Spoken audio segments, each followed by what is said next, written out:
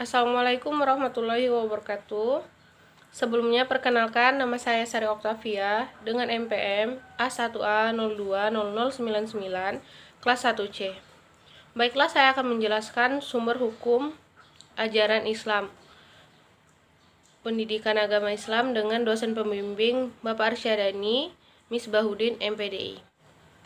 Baiklah, masuk ke pokok pembahasan. Al-Quran dan hadis merupakan dua hal pokok dalam ajaran Islam.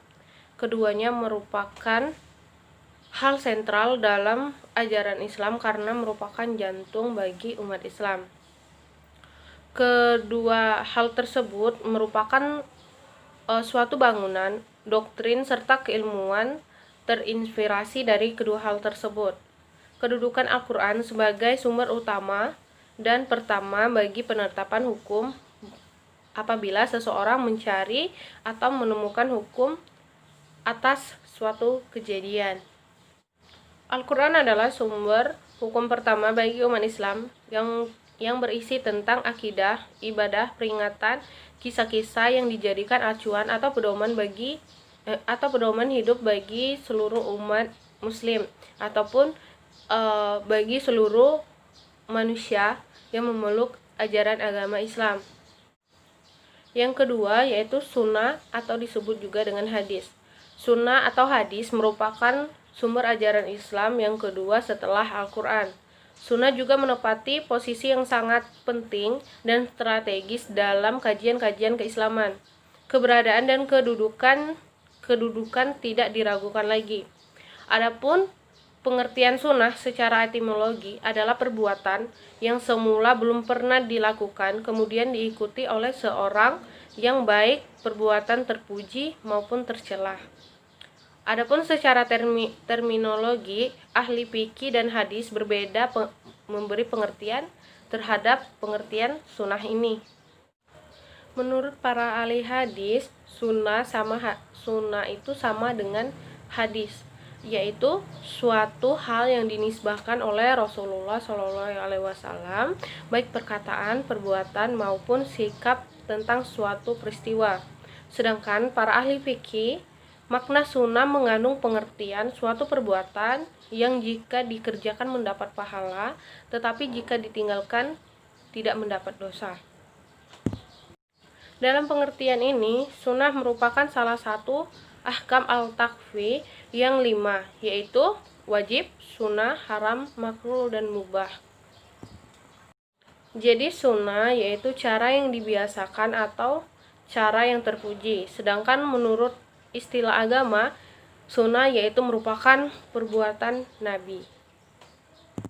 Dan yang ketiga yaitu ijtihad. Menurut bahasa, ijtihad artinya bersungguh-sungguh dalam mencurahkan pikiran. Sedangkan kalau menurut istilah, ijtihad adalah mencurahkan segenap tenaga dan pikiran secara bersungguh-sungguh untuk menetapkan suatu hukum. Ada ijtihad tersendiri terbagi dalam beberapa bentuk. Adapun bentuk-bentuk ijtihad yang pertama yaitu ijma'. Ijma' adalah kesepakatan, ketetapan hati untuk melaksanakan sesuatu. Ijma' dilakukan untuk merumuskan suatu hukum yang tidak disebutkan secara khusus dalam Al-Quran. Dan yang kedua yaitu adalah qisas.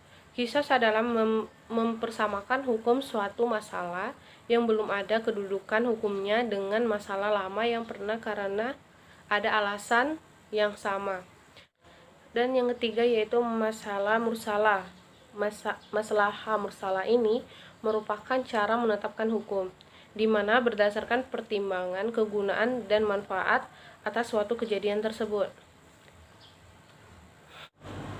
Baiklah, dari beberapa hal yang saya sebutkan tadi dapat ditarik kesimpulan bahwasanya dalam setiap agama itu mempunyai aturan-aturan ataupun ketentuan-ketentuan sendiri untuk mengatur umat yang memeluk agama tersebut. Termasuk dengan Islam, umat Islam diatur oleh Al-Quran, sunnah, ataupun hadis, dan yang ketiga yaitu ijtihad ataupun pendapat para ulama. Hal ini dibuat karena untuk mengatur para umat supaya tidak berkacu adu di dalam suatu permasalahan ataupun suatu hal yang akan terjadi ke depannya. Baiklah, cukup sekian yang dapat saya jelaskan.